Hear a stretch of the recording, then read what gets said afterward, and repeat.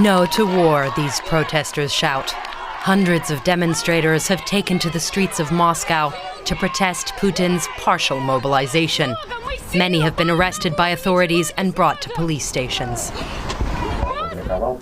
Among them was Mikhail, a 29-year-old musician and podcaster. He says he spent 6 hours in custody. The police tried to force him to sign a draft notice to join the army. I was brought to another room. There were several men there. 2 were policemen and 2 were in plain clothes.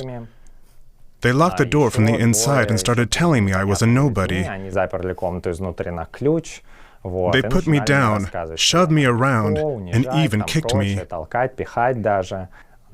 I had to get through that, but in the end, I made it out of the station without signing anything. Now I'll just have to wait and see what happens. Since his detention, Mikhail's been staying with a friend. He hardly goes out in order to avoid the police.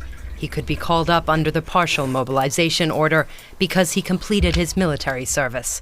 But he says he's been against the war since the very beginning. There's no way that I'll be drafted. I'd rather be sent to a penal colony than to the war. Russia's military has suffered huge losses in Ukraine. Moscow is banking on fresh troops.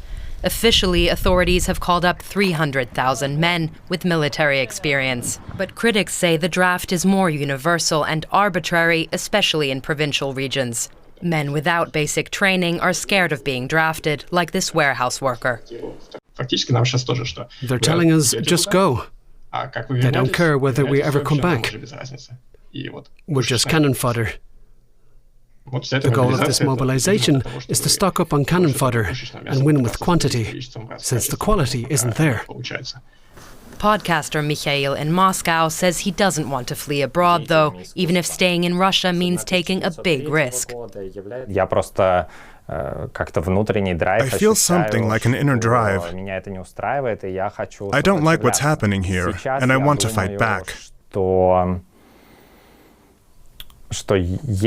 I think there is still hope, but if nobody stays here in Russia, then there will be no one to change anything.